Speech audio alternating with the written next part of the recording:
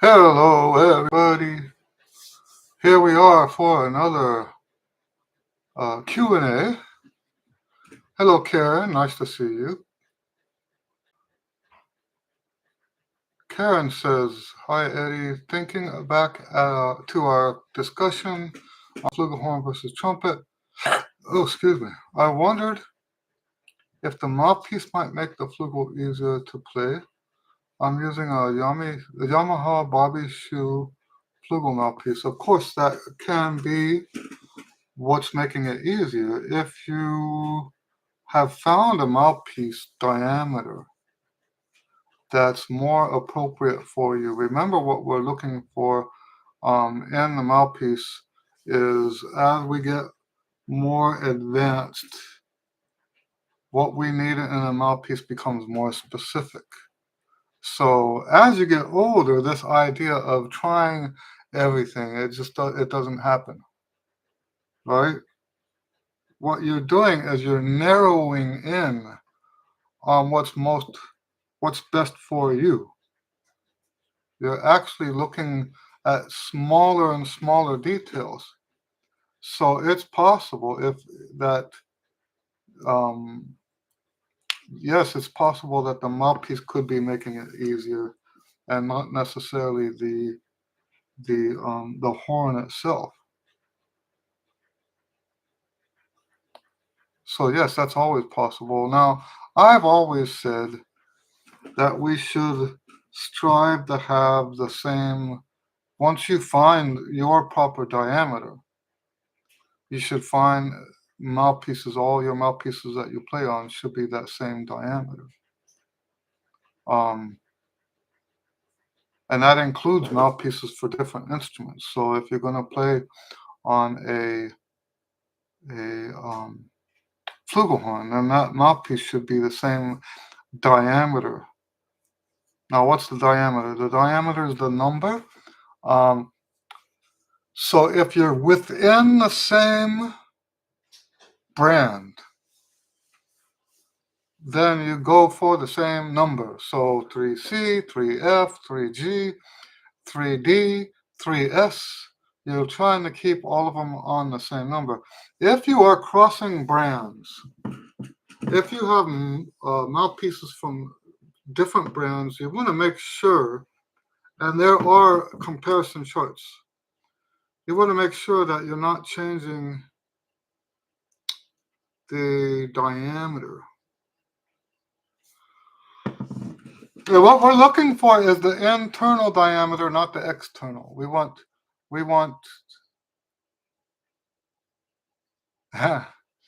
Karen says the flugel mouthpiece doesn't fit the trumpet. Of course.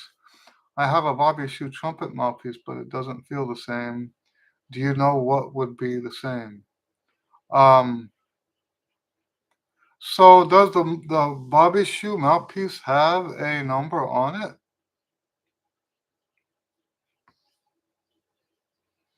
Or is it just his model? It's possible that what he plays on the so when I say, let me be clear about this. When I say that what I strive for is the same rim size on all of them, that doesn't mean everybody does that. Hello, David. That doesn't mean everybody does that. There are people that don't have a problem changing sizes. So I would be interested to hear if there is a number on the Bobby Shoe mouthpieces. Is it a Bobby Shoe 3 and a Bobby Shoe 4 and a Bobby Shoe 5? I would be curious about that. Otherwise, you got to look online and see what the diameter is. Chances are, if it's easier to play, it's the diameter if it is the mouthpiece. Okay? Chances are. Sometimes not. Sometimes it can be the throat. I don't like to mess with the throat anymore. Um, I remember, you know, I remember talking about how my intonation was squished. My low notes were high, my high notes were low. And someone told me that that's the throat. So I started messing around with the throats. Um, and I know a lot of people do that. What a mess. What a mess. What a mess. Don't you just wish that you could just get a trumpet and it works? It just doesn't work that way because of the things we talked about last week.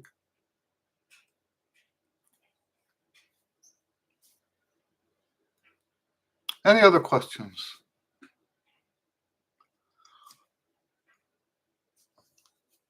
Another dialysis day, and I'm sleepy already. Okay, Karen says I don't see any numbers on the Bobby shoes, so I'll do some research. Thanks. Yeah, figure that out. Um, what you're looking for is a mouthpiece comparison chart. They're all over the internet, and you want to have one that has the Bobby shoe stuff in it. Okay. So yes, you're looking for a mouthpiece comparison chart, and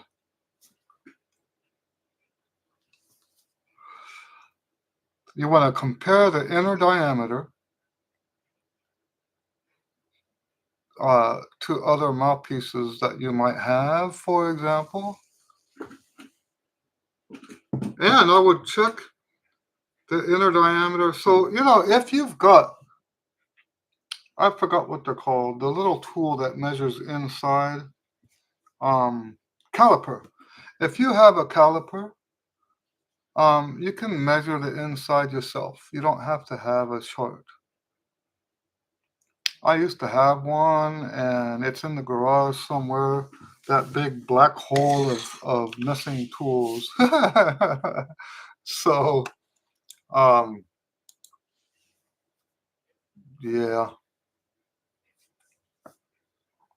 So yes, you can measure it with a caliper and see if the one mouthpiece is bigger than the other.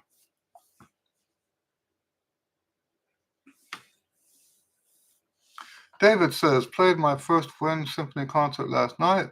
Pretty fatiguing. Um, played two 45-minute sets. I assume it is because of the required volume. Normal, my part, yes, that is normal. My part, second, is pretty much in the staff. Yes, so that's the biggest thing I learned in my comeback from being sick. I can play for hours at home and always could. That never went away. What did go away, I told you guys this before, in uh, November of 23, I stopped taking gigs. The only gigs I did were the ones I already said yes to, and there weren't many of those.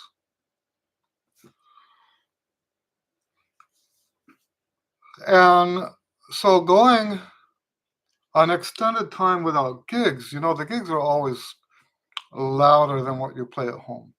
It's always that way.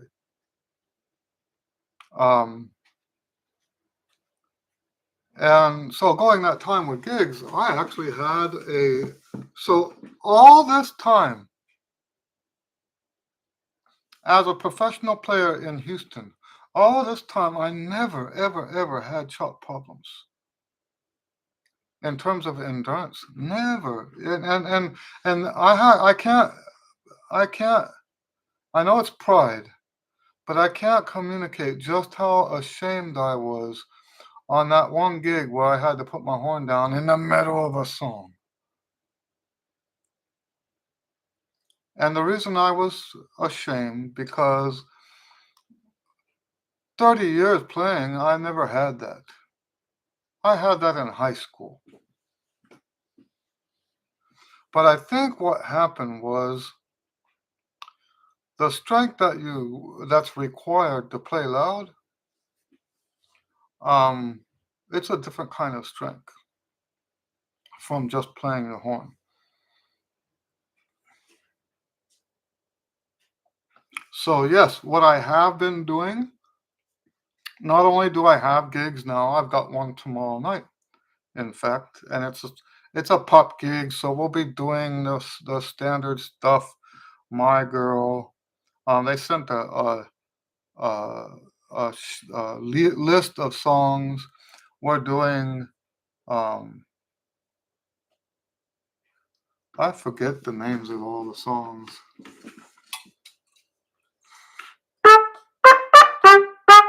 Brick House. We're doing Brick House is on the list. Just a bunch of songs like that. I don't know how much of it's written down. Most of it, I don't need it to be written down. I can play most of those charts without.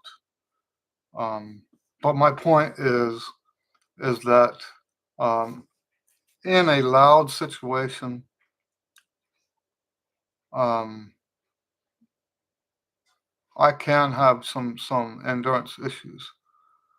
But now that I'm playing again, and now that so aside from that, I think that's what I was trying to say. Aside from playing again, and all those gigs are loud, it's kind of rare to have a soft gig. But also, in my own practice, I am trying to up the volume a little bit.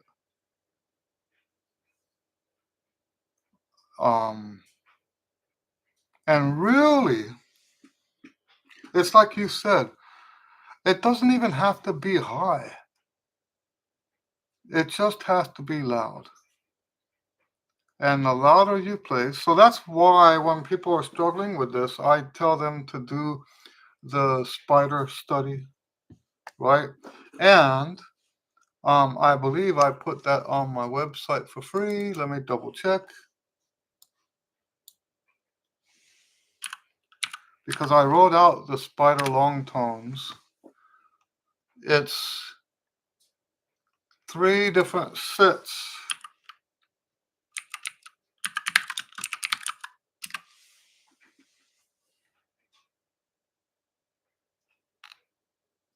Yes. Oh, it's not free though. I have it listed for $7.49. So that's $7.49 for 12 different exercises. 12 sets of long tone exercises. I think it's three sets for 4 levels.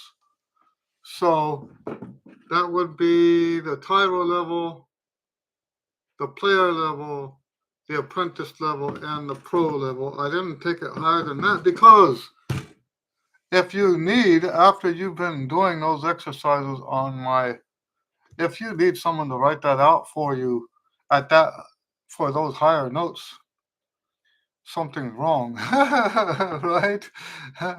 You shouldn't have to have that written out if you're that far advanced. I was even reluctant to write it out myself because people need to be able to do that. Oh, excuse me so much. I'm sorry. Well, congratulations, David, on getting back into the band world.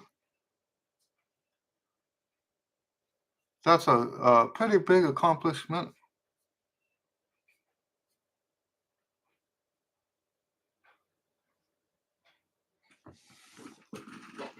Yeah, so if you are interested in this dynamic spider. Now I call it trumpet dynamic spider long tone because there is a dynamic component to it. This is why we're talking about it. We want to play loud so that it works out the muscles in our face. And the louder you can do that exercise, the better it is.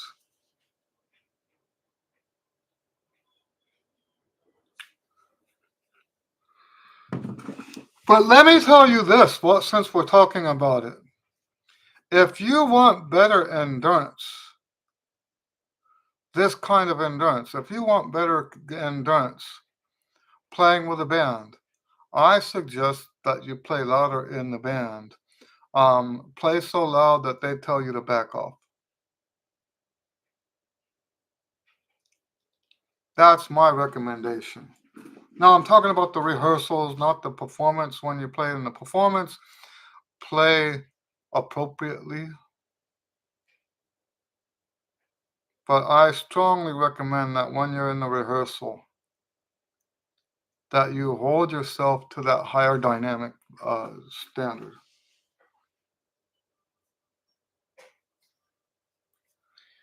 David says, may I substitute the spider exercise for the other long tones, such as alternating day to day? Yeah, you can do that. You just want to bring the volume up. You just want to bring the volume up, that's all.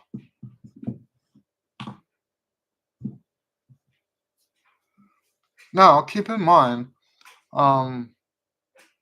that's just for strength building. Once you get your strength, you can back off on the volume again.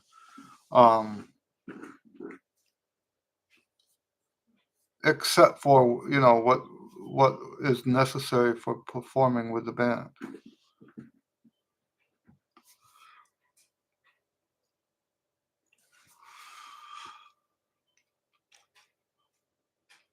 All right, any other questions? Something else that you can do that will go a long way towards helping you with your endurance is when you are improvising, include dynamics in your improv. That's another thing. And we want to do that anyway, don't we? So if we're playing, this is one of the problems with playing with iReal Pro or Band in the Box or any of that stuff. This is one of the problems. Is it's a track. It may be a dynamically generated track, but it's still a track. And it can't hear you. So we have a tendency when we're playing with iReal Pro to play without any dynamics because there's no dynamics in the track. We want to get used to including dynamics in what we're doing, even in the improv. I hope that makes sense. That's what we want. We want to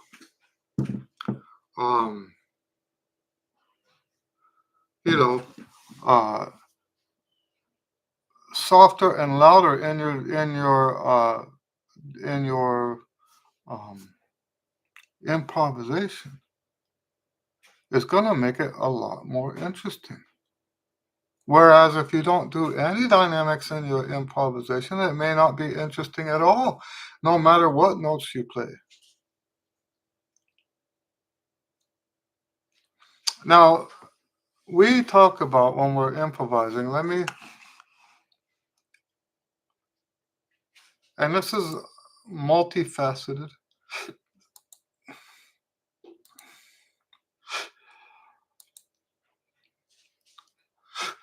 Okay.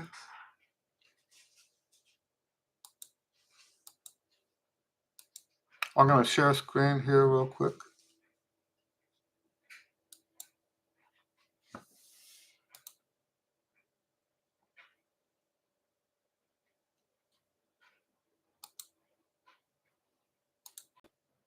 Okay, let me put this up here so I'm not. Okay. Now,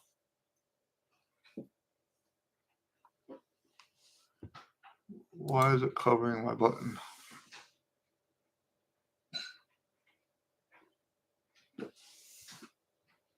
Okay, here we go.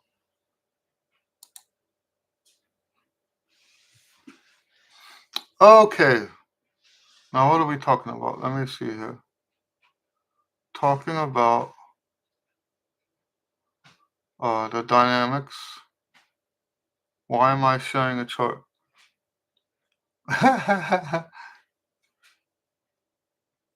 Oh, talking about improv. Okay, I remember now.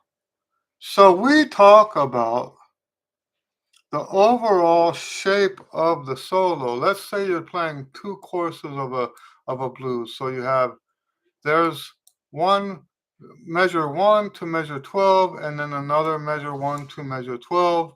Let's say that's the duration of your solo.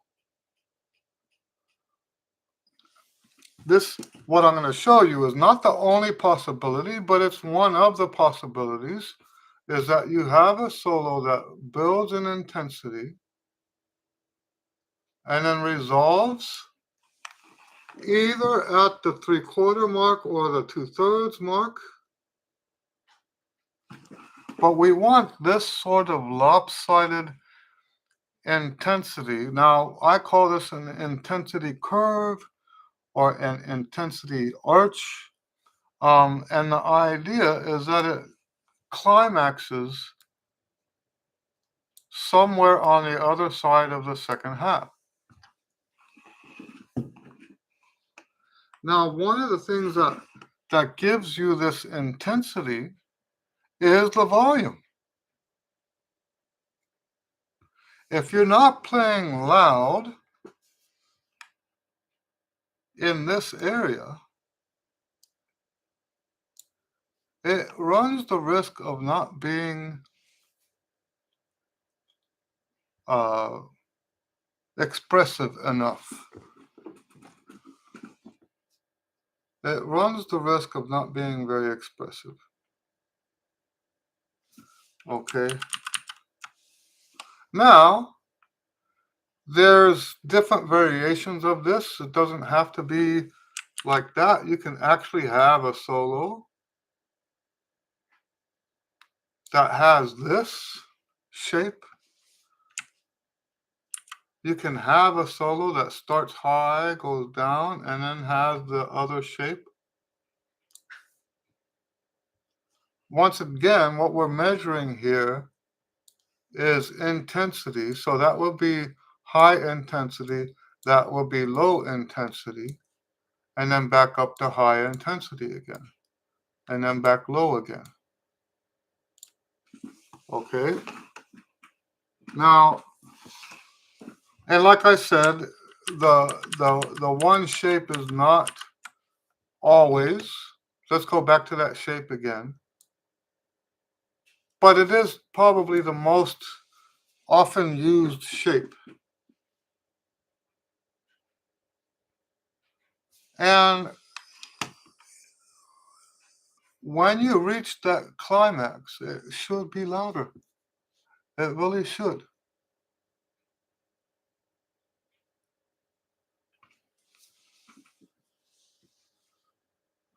I hope that makes sense.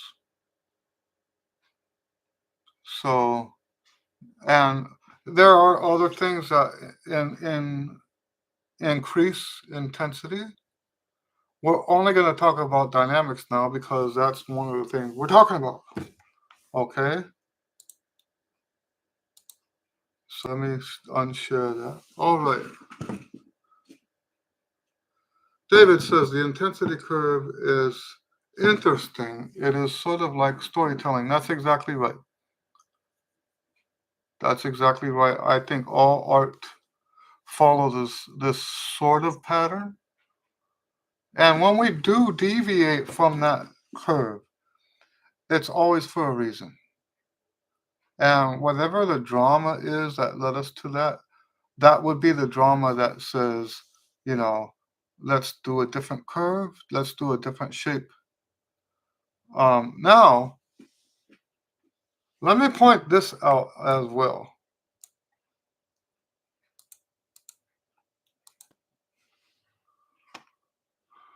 How many of you know the word fractal?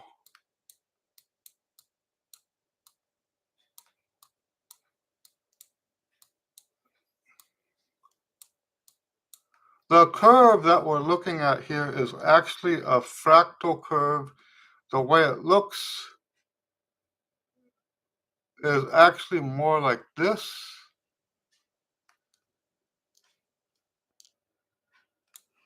And then that is actually broken up.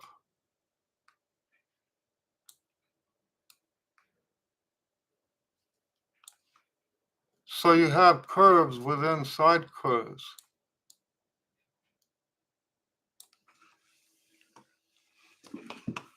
So what you would actually have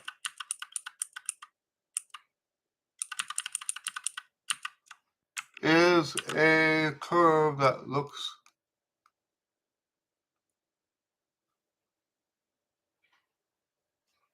like this.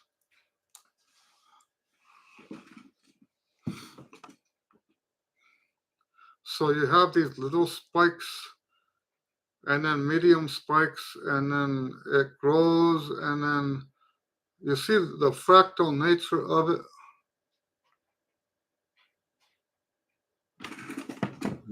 And all art is really like that.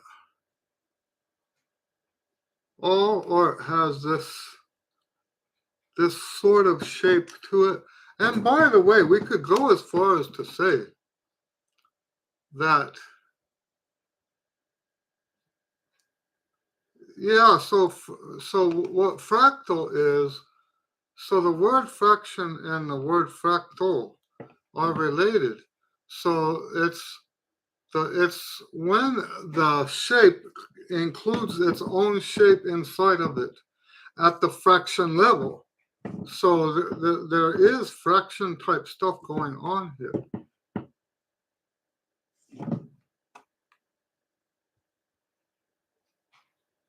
And anyway, so what I was going to say is, if you know what the golden ratio is, this is actually very close to the golden ratio. How long it builds is in proportion, according to the golden ratio, to how long it resolves. Now, the golden ratio is not a set number. There's people that try to make it like it's, I had someone tell me it was 1.666 or something like that. And it's not that precise. The golden ratio is not that precise. You start talking like that, 1.666, then what happens when it's more like 1.7? What are you going to do? Are you going to say now it's not the golden ratio when it behaves like a golden ratio? So this climax could be anywhere around here. It can be a little earlier, it can be a little later, but it does have characteristics of what we call the golden ratio.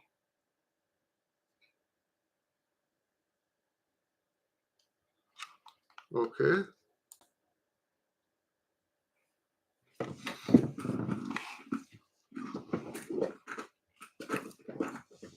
And there's stuff with the golden ratio thing. People want to make it sound like it's science. It's not really science. It's more like art. The whole golden ratio thing is more like art.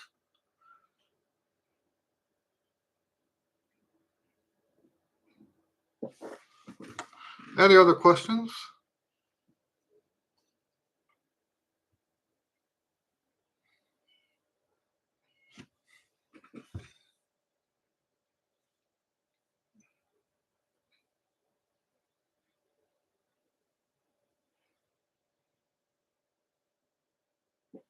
David says, very interesting. I use the golden ratio in my painting to create a dynamic visual for the eye. That's right.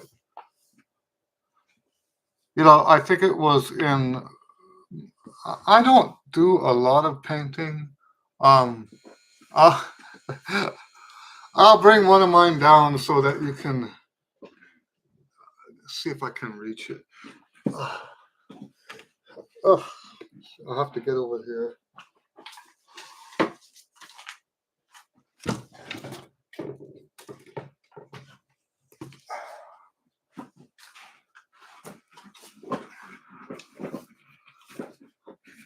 Here's one of mine, and no, there's no golden ratio there, except for maybe between here and here.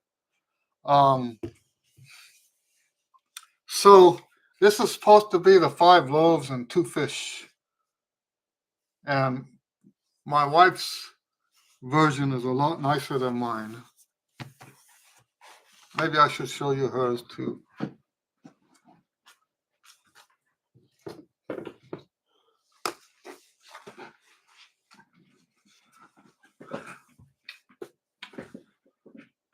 So that's hers, and I specifically did mine with a sort of impressionist look because I knew I was a terrible painter. and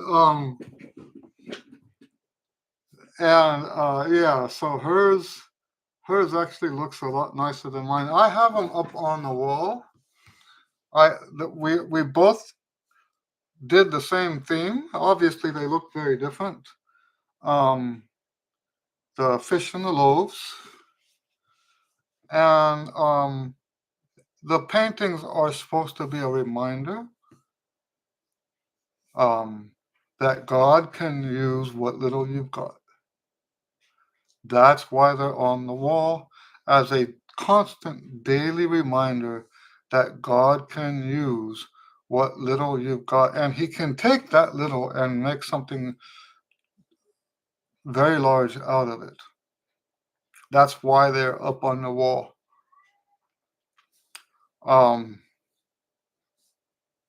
so, yes, uh, I'm not much of a painter. I'm not even much of I can't draw even. Um, but I enjoy doing stuff like that. So anyway, but yes, that's the first time the reason I showed you those is because I do watch videos and read books and stuff like that about painting, and that's the first time I ever heard about the golden ratio was talking about painting. So and yes, they presented it as sort of a mathematical thing. It's not. I don't like to call that kind of thing math, right? I don't like calling something like that math. I saw a video the other day, just a thumbnail. I didn't click on it. It was the mathematics of music.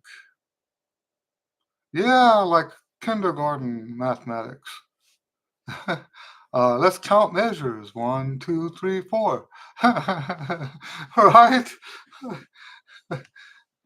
The only time you have real mathematics in music is when you start getting into the frequencies and but like some people will say, well, it takes a mathematical mind to um to do music theory. And maybe that's true. And maybe instead of saying mathematical, you should say logical.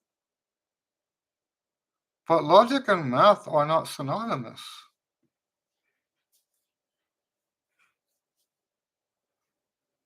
Just because something is logical does not mean that it's mathematical, right? And I understand that there's a lot of over, overlap. But yes, when we talk about science and music, there's nothing. We talked about that last week, so I won't go into it. Hello, James. James says, "Hi, Eddie. I've been watching your hymn content. I'm interested in your method books to firm up my fundamentals, especially interested in your buzzing ideas. Which book of yours should I start with?" So the buzzing, um, yeah. So the I guess would recommend first the what's it called, the one range book, because that explains the strategy. Um, Now, let me say, this is very important for me, that the buzzing is not required. And let me go into, and most of you have heard me say this already. Um, the buzzing is not, it's, so the way I look at buzzing is it's an abstract concept.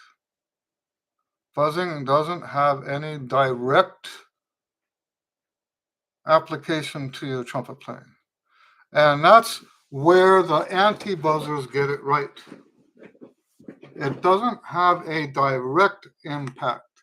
The impact that buzzing has is an indirect impact. Now, um, lip buzz is beneficial. Lip buzz is beneficial if you have a muscle-based embouchure. If you don't have a muscle-based embouchure, you will struggle with lip buzz and nothing will come of it. But there is benefit to doing a lip buzz, and the greater the difficulty is, the higher the benefit will be. But what I'm trying to actually say is that just because it's beneficial does not mean that it's required. So if I have a student that has great difficulty doing a lip buzz, I will oftentimes tell them, stop trying to do the buzz. Maybe come back to it a year later, 2 years later, and give it another try. Now, have to say this too. Just trying to get the lip buzz, when you have difficulty getting the lip buzz, if the frustration isn't too high, you get benefit from that too. This is part of my, what I call the art of accumulative practice. And when you go according to the art of accumulative practice, getting something wrong is probably just as beneficial as getting it correct. So, because your mind, as long as, so this is the problem, right? If you cannot just say, well, Mr. Lewis says it doesn't matter if I get it right. No, that's not what I said.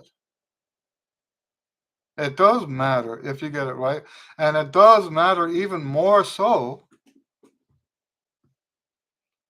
that you know it's not right.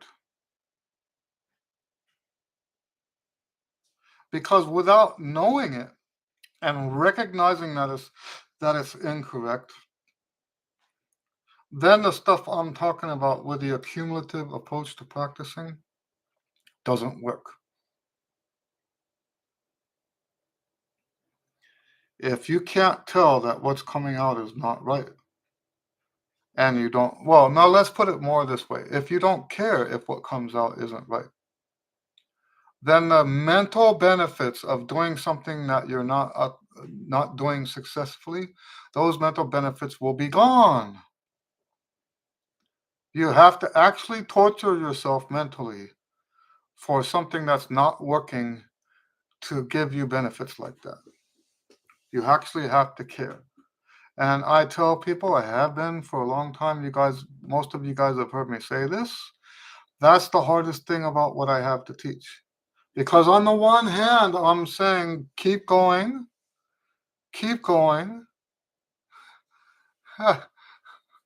Larry says, nice Halloween mask, Eddie. Uh huh. Yeah, they said the same thing to me at dialysis. The one woman, I wasn't dressed up, right? So one woman says, "Is that Eddie?" I couldn't see you in your mask and your outfit, you know. Anyway, so yes, I would start with the one range book, and then that will tell you what books you might need. Okay. Anyway, any other questions? I'm a little tempted to close this down a little early today. I've been yawning a lot.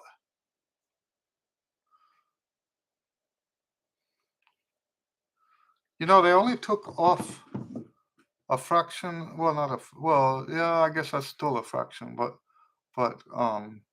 they took um about 2/3 off of what they would normally take, something like that, close to that. And that was because I was already. Um, so Larry says he loves the tonalization study books so far. That's good. Thank you. I'm glad you like them. Really.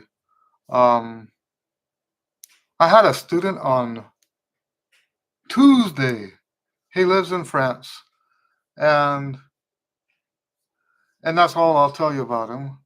But he told me that he enjoys the tonalization studies and stuff like that because it's soothing.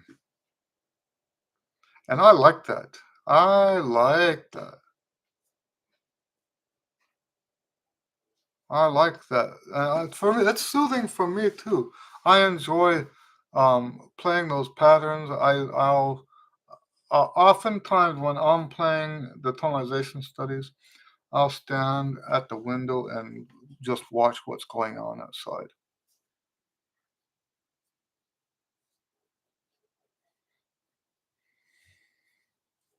Any other questions?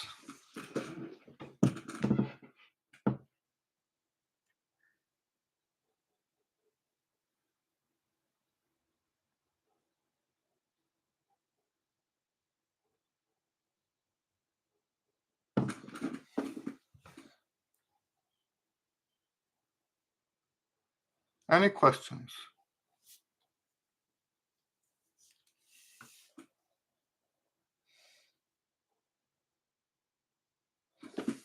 Yeah, I can't tell you how happy I am that people like the books. I can't tell you. It's, my whole thing is that I have a desire to help people. And, I don't want to go into details, but I struggled with that for a while because um, I had after I got sick, I had this revelation, right, that it's just trumpet. So what am I really helping people with, you know? And and without going into detail, I changed my mind about that. It's not just trumpet. It is just trumpet, but there is no such thing as just trumpet, you know? And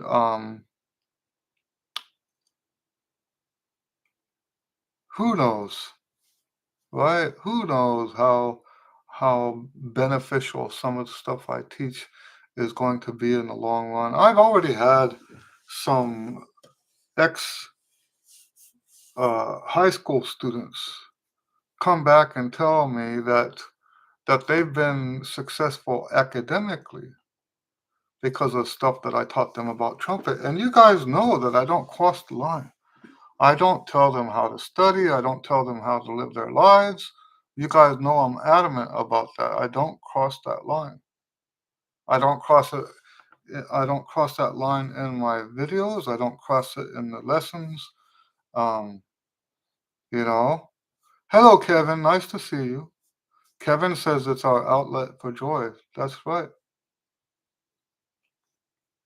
And and maybe that's the value of what I do is that it helps people cut through all the stuff that steals your joy. All this stuff that I teach is not just theoretic. Talking about the mind, talking about that it's not science, talking about all this stuff. The reason I teach all that stuff about the music. Hello, Julie. Nice to see you.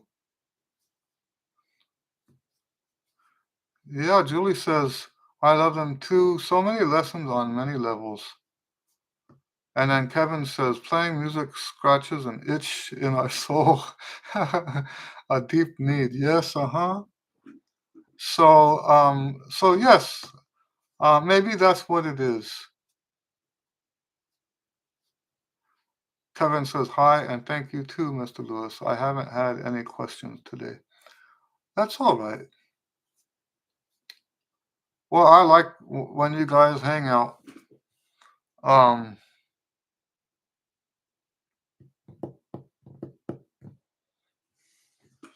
yeah. So, any questions at all? I see we've got 7 people on right now. Um, that's what I have. By the way, in case you didn't know, um, I have a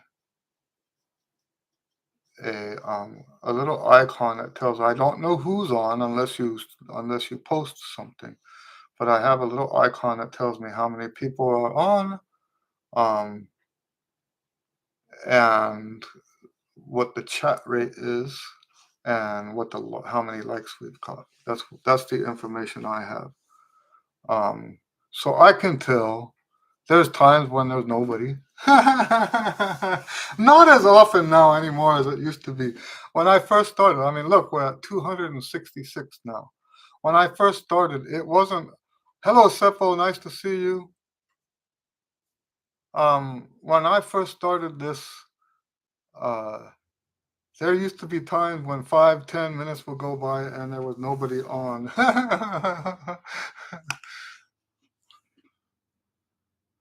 So we don't get that very often anymore, but it does happen.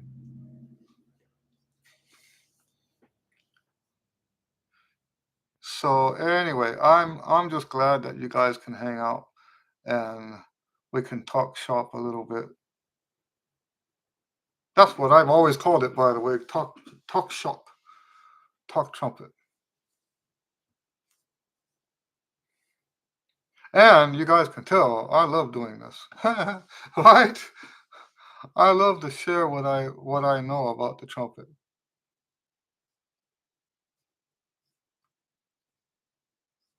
Kevin says we could start introducing ourselves at the start. Up to you, of course. Yeah, we could do that. We could do that. Remind me next week. Remind me next week. And if you don't, I do think we have lurkers, and obviously I wouldn't, you know, try to pressure lurkers into to introducing themselves. But I think, yeah, if you want to do that, that's a good idea.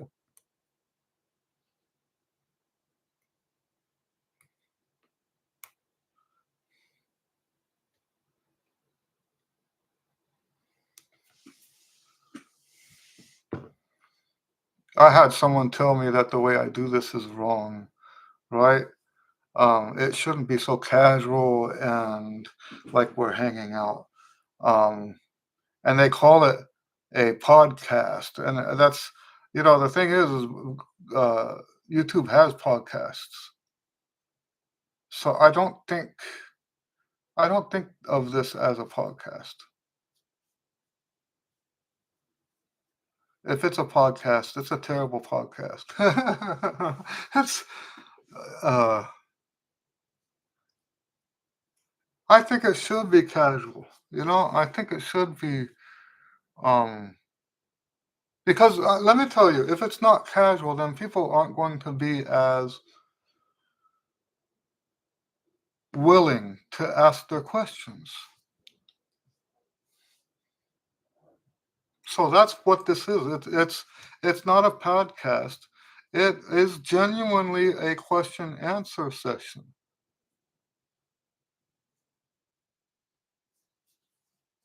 David says I get a lot out of these Q and A's. They try to join when I can. Uh, well, thank you. And it's just some dude. The only difference between me and just anybody else, maybe, is that I've actually invested a lot of thought into a lot of these subjects. And it's not that I know more. It's not that I know more. It's that my depth of exploration is just a little deeper than what you would normally expect. And I'm not saying there's nobody else like me. I'm not saying that. I'm sure there are. But tell me how many of them are willing to share that depth freely like this. That's the unique part of it. And if I was, some Christians talk about living in the Babylonian system. If I lived in the Babylonian system, I probably wouldn't be doing this. But I don't live. I'm not in the world. I'm in the world, but I'm not of the world, right? Kevin says, I view it as a group interactive lesson. There you go. Very nice.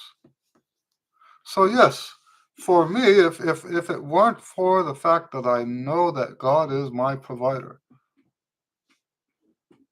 then I would have to somehow justify spending this kind of time. But because I am Christian and that this is part of my calling, there's no justification needed. The fact that I'm here to help you is the justification. Larry says her Robert is releasing a new Christmas album.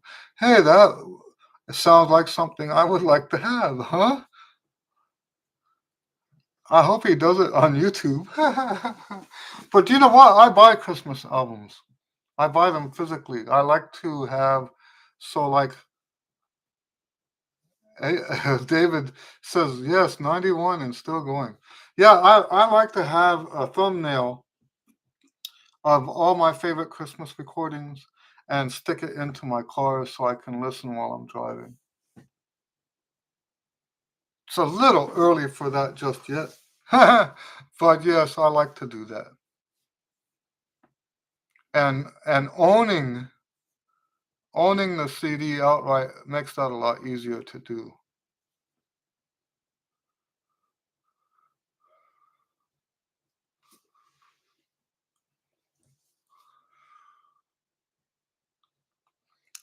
Kevin says, Larry, thank you. I've listened to that one that came out about 50, 60 years ago, hundreds of times over the decades.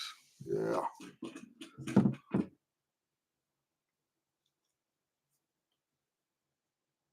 Okay.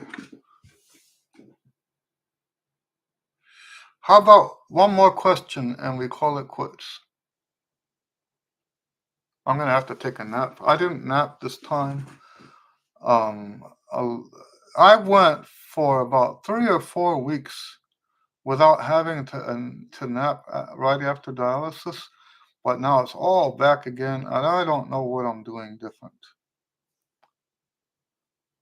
Larry, oh, I'm sorry. Larry says that original is a classic, but this is a new recording. I'm sure it is because he, like David said, he's still going. I have a student that caught him in New York. The student, a lot. You guys know that most of my students are adults, and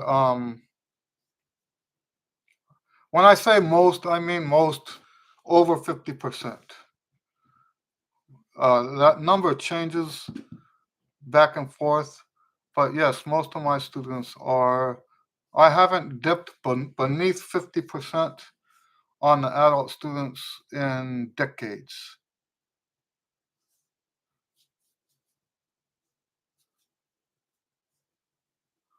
So yes, so he was vacationing in New York, and it just happened that Herb Albert was there that night. Well, one of those nights. Kevin says you already answered it for me, but if you just need a question, you could talk about removing the pinky finger hook to prevent mouthpiece pressure temptations. Yes, so I did that. It wasn't necessarily for that purpose, but it was one of the purposes. I removed the pinky ring off of my flugelhorn, and I figured out the reason why is I figured out that the flugelhorn's valves are farther apart. And when I put my finger in the ring, um, I can't play. But it's also the same thing. The pressure thing, you can't use pressure as much on the pinky ring if it's gone.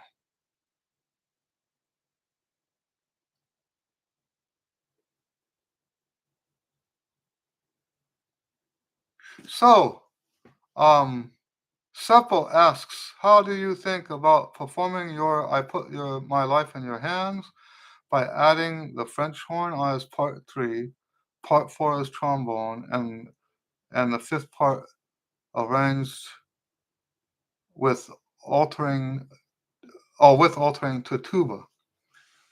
Um, I don't have a problem with that at all. I would probably if um I might bring the pitch down a little bit to do that.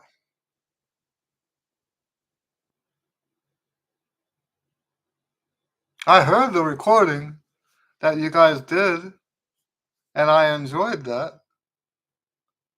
I enjoyed the whole concert, by the way. Um, and I'm just gonna say I was pleasantly surprised to see you schedule the you put I put your I put my life in your hands. I was so pleasantly surprised to see that um on your concert. But yes, I don't have a problem with it. Now, if you, I don't know. Yeah, that's what I would consider. Now let me tell you this. Would I like to do the alteration? Um, I could. It's a sort of a short piece. I think that might work. Um, Let me see what I can come up with. It is kind of a short piece. Now, let me tell you, when I do expand a piece like that, sometimes what I might do is invert the third and fourth part, or invert something. Maybe drop the second part down an octave and put that in a different instrument. It depends on obviously it depends on how it's written. Um, I don't do a lot of that kind of stuff because it'll never, oh, I shouldn't say never. Sometimes you get lucky. But it'll never be, I keep saying never. Sorry. Stop saying never. Um, Most typically, it's not nearly as good as the original. When you start altering stuff like that, um, that yeah, but they talk all the time in the creative fields about not being a what do you call that, uh, perfectionist. But yes, I would almost.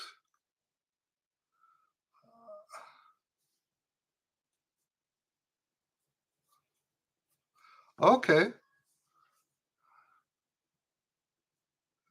Seppo says we are about to perform it in a concert with our brass quintet, and it is going to be the final piece of the concert. Hey, that's very nice. That means we would like to add the French horn, trombone, and tuba to it. Um, I'll tell you what. I'll try to take a look at that today. It has to be. I don't like working in finale anymore. I've been on Dorico for too long, and I'm actually slower now in finale than I am in Dorico. So, but let me. I have to take a nap. I'll tell you what. Give me at least 24 hours. Oh, but I have a gig tomorrow. Oh, I'll try to do that before I go to bed tonight. It shouldn't be that hard. Oh, it's in. Okay, so there's time. Okay. Well, I'll try to do it when I can.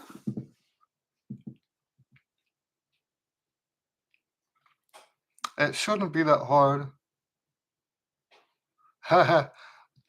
Dorico is the new software that I use for writing music. Um, Let me find the website.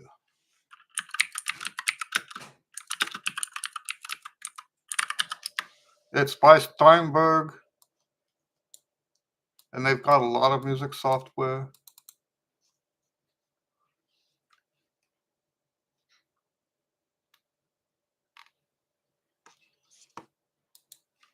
Here's the website for it.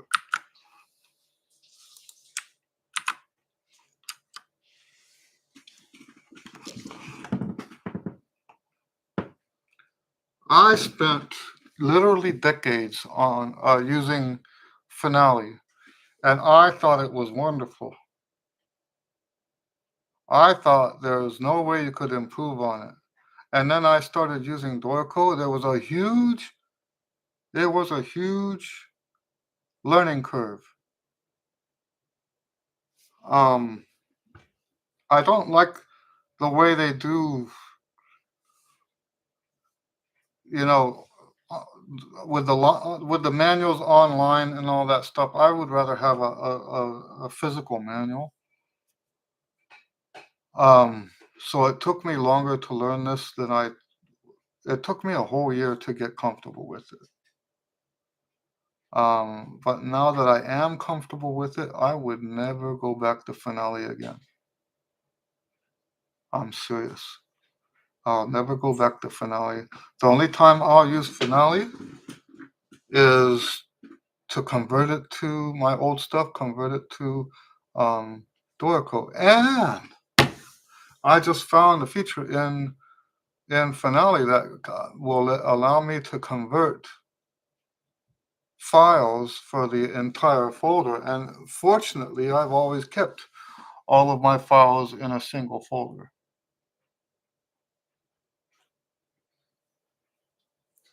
So, yep, that's what it is. All right, well, all right, guys. Seppo says my colleagues have told that if any software on music editing would be taught, the only one would be Dorico. There you go. I have not tried it at all. Yes, I can't believe how superior it is. It is far superior and now I understand why Finale just dropped it. There's no way they could come close. I heard someone say, no, I saw it in a forum from somebody that used to do the code for Finale, said that the code was a mess, that it was a mess, and a lot of stuff could not be fixed. Anyway, I better get going. I appreciate you guys. Thanks for hanging out. We will do it again. I do have some days coming up where I can't do it, but I will let you know when that happens, okay? All right. God bless you. Have a great weekend. See you next time.